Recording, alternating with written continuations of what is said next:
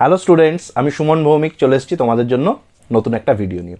এই ভিডিওটা যারা থার্ড সেমিস্টার এক্সাম দিতে যাচ্ছ এবার আর কি, আর ইনক্লুডিং ফার্স্ট সেমিস্টার যারা, তাদের জন্যও লাগবে। অর্থাৎ যারা অন্য কলেজে গিয়ে এক্সাম দিচ্ছ তাদের কি ফলো আপ করতে হয় কলেজে গিয়ে। অন্য কলেজে এক্সাম তো কোনোদিন দাওনি, জীবনেই প্রথমবার ব্যাপারটা আসছে, তো কি করবে এই জায়গাটা কিন্তু একটা গাইডলাইন হিসেবে এই ভিডিওটা বানানো, যে তোমরা কি ফলো করবে কি করবে না। আমার মনে হতেই পারে যে ও তো গেলেই হয়ে যায়, কোনো ব্যাপার না। ব্যাপারটা কিন্তু অতটা ইজিও নয়, কারণ তুমি যখনই কিছু মিস্টেক্স করবে তোমার যে অ্যাকচুয়াল যে মেন্টাল সেট আপটা কিন্তু ডিস্টার্ব হয়ে যাবে।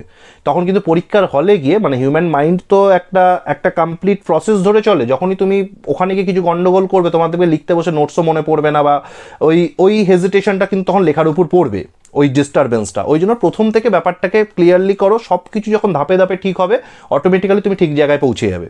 এটা মাথায় রাখতে হবে। প্রথমেই যদি ডিস্টারবেন্স চলে আসে, তোমার কিন্তু ওই ডিস্টারবেন্সের এফেক্টটা পড়বে তোমার লেখার উপর। প্রথমে কি করতে হয়, প্রথমেই বলি, তোমাদের পরীক্ষা যখটা থেকে লেখা আছে, হয় 10টা থেকে বা 2টো থেকে, তোমরা ঠিক 1 ঘন্টা আগে পৌঁছে যাবে তোমাদের সংশ্লিষ্ট এক্সাম সেন্টারে। কার কোনটা এক্সাম সেন্টার সেটা তোমরা নিশ্চয়ই নিজের কলেজ থেকে জেনে যাবে, বা যে কলেজে তোমার পড়ছে তুমি সেই কলেজে ঠিক 1 ঘন্টা আগে পৌঁছে যাবে। কথা হচ্ছে 1 ঘন্টা আগে গিয়ে কী করবো, অনেকেই ভাবছো বেঞ্চ পরিষ্কার করবো নাকি। ব্যাপারটা কিন্তু ইটস নট দ্যাট ফানি। যেটা করতে হবে প্রথমে হচ্ছে, এবার নিয়মগুলো বোঝো। তুমি অ্যাডমিট কার্ডটা প্রথমে গেটের বাইরে যিনি গেটকিপার আছেন, ঠিক আছে, তাকে দেখাতে হয়। এবার তুমি তো একা পরীক্ষা দিতে যাচ্ছ না, তোমার এন্টায়ার কলেজের পুরো অনার্স বা পাসের ডিপার্টমেন্টটা যাচ্ছে সেই কলেজে, ফলে একটা huge number of people will gather there. তো সেই অ্যাডমিট কার্ডটা দেখতে তো একটা সময় লাগবে, অ্যাডমিট কার্ডটা ভেরিফিকেশন করতে গেটকিপারের দ্বারা। ওখানে কিন্তু যেটা 1 ঘন্টা দেখতে লাগবে, দেখবে ওখানে কিন্তু 15-20 মিনিট খেয়ে নিয়েছে। তো সেখানে হয়ে গেল তোমার অ্যাডমিট কার্ড ফার্স্টে দেখালে। প্রথম হচ্ছে তাহলে অ্যাডমিট কার্ডটা গেটকিপারকে দেখানো। নেক্সট কী করবে, গেটকিপার বলে দেবেন যে কোথায় বোর্ড টাঙানো আছে, তো সোজা ঢুকে গিয়ে একটা কোথাও বোর্ড টাঙানো থাকে যেখানে রোল নাম্বার তোমার কলেজের রোল নাম্বার না, অ্যাডমিট কার্ডে যে মানে ইউনিভার্সিটির রোল নাম্বার, সেটা কত রোল নাম্বার থেকে কত রোল নাম্বার কোন রুমে বসছে সেটার একটা চার্ট থাকে বা লিস্ট থাকে। গিয়ে ফার্স্টে সেটা দেখবে, বা ওখানে একজন হেল্প করার জন্য থাকেন, কেউ বুঝতে না পারলে উনি মানে কলেজের সংশ্লিষ্ট আধিকারিক, যিনি বলে দেন যে তোমার এত নম্বর ঘরে পড়েছে। তো সেটা দেখলেই বুঝতে পারবে, রোল নাম্বার দেখে মিলে নেবে।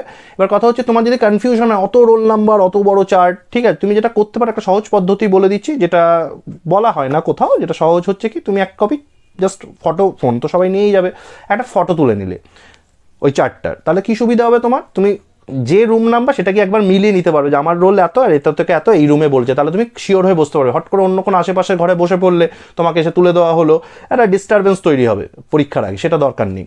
তো তুমি সেটা ফলো করলে। এবার হচ্ছে এক্সাম হলে কী নিয়ে ঢুকতে দেয়, কী নিয়ে ঢুকতে দেয় না। নর্মালি কিন্তু তোমাদের বোর্ড অ্যালাউ করা হয় না। তোমরা নিয়ে কী ঢুকতে পারবে আমি পজিটিভ দিকটা বলে দিচ্ছি। Pen, pencil, scale, admit card, এই 4টে জিনিস নিয়ে এবং তুমি নিজেকে নিয়ে ঢুকতে পারবে। আর কিচ্ছু কিন্তু অ্যালাউ করা হয় না।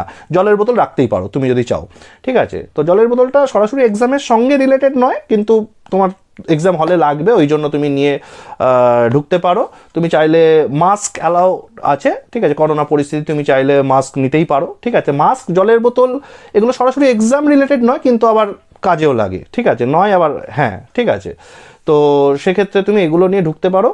আর এর বাইরে যা কিছু, অর্থাৎ মোবাইল ফোন, সব থেকে যেটা আমাদের সবার কাছে আমরা ক্যারি করি, সেটা কিন্তু নৈব চ, that mobile phone will not be allowed in exam room, ঠিক আছে। You can not enter with your mobile phone. তো সেক্ষেত্রে কী করতে হবে, মোবাইল ফোনটাকে তোমাদের ব্যাগে রাখতে হবে, ঠিক আছে। ব্যাগ অ্যালাউ করা হয় না, ভালো করে বুঝে রাখো যে ব্যাগ অ্যালাউ করা হয় না। এবার কোথায় রাখবো মোবাইল, দামি মোবাইল বা মানে জীবনের থেকে বেশি গুরুত্বপূর্ণ মোবাইল, সেটাকে রাখবো কোথায়, ঠিক আছে। এবার সেটা কিন্তু কলেজ যেখানে তোমায় বলে দেবে ব্যাগ রাখার জায়গা, বা যেখানে তোমার সেটা তারা সেই ব্যবস্থাটা করে সেটা রাখার, যেখানে বলবে সেখানেই রাখতে হবে। তুমি যেটা আমার কাছে থাক ওরকম করতে পারবে না। তো ইন দ্যাট সেন্স, আর অ্যাডমিট কার্ডটা ভুলো না, অ্যাডমিট কার্ড কিন্তু লাগবে। তাহলে admit card, pen, pencil, scale, জলের বোতল আর মাস্ক, এগুলো তুমি নিয়ে ঢুকতে পারবে। এছাড়া কিছু নিয়ে ঢুকতে পারবে না। ব্যাগ, মোবাইল সব রেখে যেতে হয়, ঠিক আছে। ঘড়ি কিন্তু টাইম দেখার জন্য রাখাটা দরকার, আলাদা করে মেনশন করার দরকার নেই। তবু যারা প্রথমবার যারা পরীক্ষা দিচ্ছ সেই জন্য বলে দিচ্ছি, ঘড়ি, স্মার্ট ওয়াচ অনেক জায়গায় অ্যালাউ করা হয় না, স্মার্ট ওয়াচ, ঠিক আছে। সেক্ষেত্রে তোমরা চেষ্টা করো নর্মাল ঘড়ি পড়ো, স্মার্ট ওয়াচে না যাওয়ার, অন্তত এক্সামের দিনগুলো। 3 ঘন্টা কীভাবে কী হয় দেখো, তোমার যখন থেকে পরীক্ষা শুরু তার ঠিক 10 মিনিট আগে তোমাদেরকে কোয়েশ্চেন পেপার দিয়ে দেওয়া হয়, কোয়েশ্চেন পেপার, এবং আস্তে আস্তে আনসার শিটও দিয়ে দেওয়া হয় 10 মিনিট আগে। তুমি ওই রোল নাম্বার ইত্যাদি ফিল আপ করার জন্য, মানে 10টা থেকে পরীক্ষা শুরু, তুমি 9:50 থেকে 55-এর মধ্যে এগুলো পেয়ে যাবে। তাড়াতাড়ি ফিল আপ করে নিলে এক্সামের যে আনসার শিট হয় সেটা খুব দেখে দেখে ফিল আপ করবে, কারণ তুমি কি লিখেছো সেটা পরে বিবেচ্য, আগে কিন্তু ওখানে ভুল হয়ে গেল, সব ভুল। ফলে রোল নাম্বার ইত্যাদি সব ঠিকঠাক ফিল আপ করবে। পারলে রেজিস্ট্রেশন কার্ডটাও সাথে রেখো, লাগে না আলাদা করে রেখে দেওয়া ভালো। রাখলে তো একটা পেপার তোমার খুব বিশাল ভারীও নয়, ক্ষতিও করবে না, সাথে রেখো, কাজে দেবে। আর তুমি এবার লেখা শুরু করবে ঠিক 10টার পর, এবার যেরকম প্রিপারেশন সেই অনুযায়ী লিখবে। মাথায় রাখবে পরীক্ষা শেষ হওয়ার ঠিক 15 মিনিট আগে একটা ওয়ার্নিং বেল পড়বে। ওয়ার্নিং বেল পড়া হয় কিন্তু যে আর 15 মিনিট আছে এর মধ্যে তুমি এবার মেটাও, সেটা বোঝাবার জন্য। 1 ঘন্টার আগে বাইরে টয়লেট বা ওয়াশরুমে যেতে দেওয়া হয় না, সেগুলো মাথায় রেখো, সেই প্রিপারেশন নিয়ে ঢুকো, ঠিক আছে? এটা এমনি কলেজ ক্লাস নয় যে চলে গেলাম স্যারকে কিছু বুঝিয়ে, ওসব হয় না কিন্তু। তো খুব প্রিপেয়ার হয়ে ঢুকো। আর 15 মিনিট আগে যে ওয়ার্নিং বেল পড়বে চেষ্টা করবে তার মধ্যে পরীক্ষাটা শেষ করে, জানি এটা একটুখানি হয়তো বেশি হয়ে যাচ্ছে তোমাদের পক্ষে, কিন্তু চেষ্টা করবে শেষ করে দিতে। তাহলে কি হয়, ওই 15 মিনিট খাতাটাকে ভালো করে বেঁধে পড়ে নিতে, বা একটা রিভিশন পড়লে তো অনেক ভুল চোখে পড়ে, ছোটো ছোটো লেখার সময় ভুল হয়, কোনো নামের বানান ভুল হয়েছে বা কিছু হোয়াট এভার, টোল নাম্বারগুলো যদি পারো মিলিয়ে নেবে। যদি একান্ত না হয় তো তোমার হাতে আর 15 মিনিট থাকবে, 3 ঘন্টা। যেটা অনেক স্টুডেন্ট ভুল করে, আমি যেটা একটা জাস্ট ফর রিকোয়েস্ট বা একটা জাস্ট একটা গাইডলাইন হিসেবে বলবো, যে ওই লেখা শেষ করে বাঁধতে বসবো, একদম শেষে দেখা যায় কি লেখা তো শেষ হয়ে গেছে, বাঁধা হয়নি, তখন শেষ সময় খাতা একদিকে তোমার গার্ড টানছেন, একদিকে তুমি টানছো, যাতা সিচুয়েশন হয়, উল্টো পাল্টা পেজ নাম্বার হয়ে যায়। এগুলো করবে না, চেষ্টা করবে খাতাটা অন্তত 5 মিনিট আগে, সে 2টো প্রশ্ন ছাড়তে হলো বেঁধে দিও। তার কারণ আমার পুরোটা বরবাদ হয়ে যাওয়ার থেকে ছোটোখাটো বরবাদ হওয়া ভালো, ঠিক আছে? মানে হাত বাদ যাওয়ার থেকে আঙুল বাদ যাওয়া ভালো, সেটা খেয়াল রেখো সবসময়। তো বেঁধে নিও আগে খাতাটাকে। আর পেজ নাম্বার কিন্তু অবশ্যই, যে তুমি মানে সাপ্লিমেন্টারি পেজ নেবে, পেজ নাম্বার দিয়ে দিয়ে লিখবে। মানে প্রথমটা থেকে যদি আমি 1 ধরে নিই, প্রথমে যে বাঞ্চটা পাবে, তারপরেরগুলো থেকে 2, তারপরেরটা 3, এরম লিখে লিখে রেখো, বা লিখে গোল গোল করে দেবে তুমি, মানে একদম মার্জিনের উপরে। খুব সুবিধা হয় সেগুলো করলে, কারণ তুমি যখন বাঁধবে, নাহলে কিন্তু সব গন্ডগোলে, যখন লেখা মেলাতে হবে যে এটা কোথায় শেষ হচ্ছে, ওটা কোথায়, এই করতে করতে দেখবে একটা নোটের সময় ওসব করতে বেরিয়ে গেছে। এই ছোটো ছোটো মাইনিউট ডিটেলগুলো একটু খেয়াল রাখবে, কারণ এই ছোটো ডিটেলগুলো অনেক সময় বড় কিছুতে পরিণত হয়। মানে ছোটো স্টেপগুলো ঠিক ফেললে কিন্তু আমরা বড় জায়গায় পৌঁছে যাই, তার জন্য বিরাট জাম্প করতে হয় না। তো এইগুলো একটু খেয়াল রাখবো।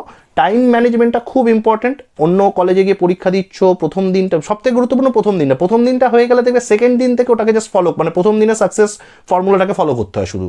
প্রথম দিনটাতে কোনো ফর্মুলা থাকে না, প্রথম দিনে এই ভিডিওটা ধরো এটাই তোমার ফর্মুলা হয়ে যাবে। তো প্রথম দিনটাতে নিজেকে খুব সিনসিয়ারলি রেখো, বেশি চিন্তার কিছু নেই। তুমি প্রথমজন নয় যে অন্য কলেজে গিয়ে পরীক্ষা দিচ্ছ, তুমি শেষজনও নয়।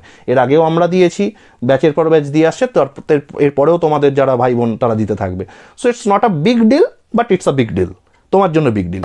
তো সেই জন্য কিন্তু ব্যাপারটাকে একটু সামলে রেখো, ভালো করে পরীক্ষা দাও। যদি কোনো রকমভাবে কোনো মনে হয় কিছু ডাউট রয়ে গেল, কিছু জিজ্ঞেস করার বাকি রয়ে গেল, আমাদের কমেন্ট বক্সে কমেন্ট করো। আর একটা জিনিস তোমাদের অ্যাড করব, last but not the least, তোমরা কিন্তু ওই যে ঘরের যে লিস্টটা, কত রোল নাম্বার থেকে কত রোল নাম্বার কোন রুমে পড়েছে, এটা প্রতিদিন কিন্তু ঢুকে একবার করে চেক করবে। মনে হতে পারে যে কেন করব, সহজ কারণ হচ্ছে অনেক সময় ঘর কিন্তু চেঞ্জ হয়। মানে কালকে যে রুমে পরীক্ষা দিয়েছো, পরের দিন কিন্তু অন্য রুমে দিতেই পারে। সেটা অনার্সের ক্ষেত্রে হতে পারে, পাসের ক্ষেত্রে কিন্তু বিশেষ করে হয়, কারণ পাসের ক্ষেত্রে তো সবার সব সাবজেক্ট থাকে না, সাবজেক্ট কম্বিনেশন চেঞ্জ হতে থাকে, সেই অনুযায়ী কিন্তু রোল নাম্বারের যে কম্বিনেশনটা সেটাও চেঞ্জ হতে থাকে।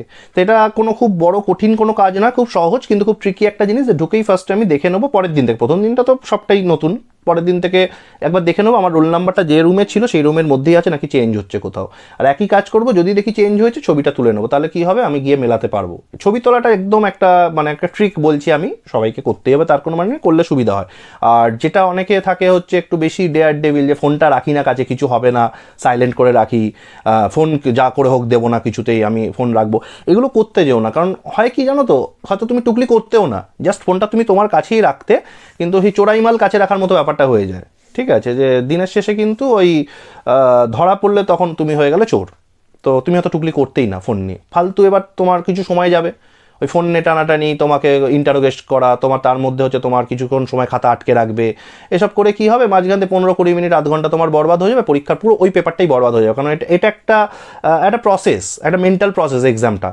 ওখানে যখনই একটা তোমার বিরতি চলে আসবে, তোমার দেখবে বাকি নোটসও মনে পড়ছে না, পুরো ঘেটে গেছে পুরো, তখন ওই 20 মিনিটের নোটটা 5 মিনিটে লিখতে হবে। একটা সেই হেস্ট মেক্স ওয়েস্ট ইংরেজিতে বলে, তাড়াহুড়ো করতে গিয়ে পুরো পেপারটা ওয়েস্ট হয়ে যাবে। ঠিক আছে, তো এগুলো খেয়াল রেখো।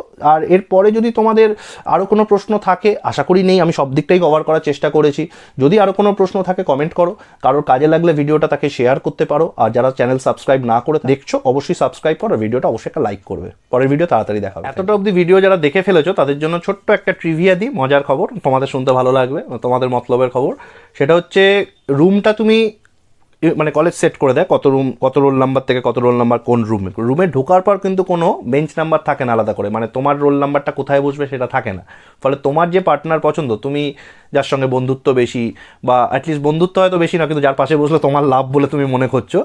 তো পরীক্ষার সময় লাভ মানে কি বুঝতেই পারছো।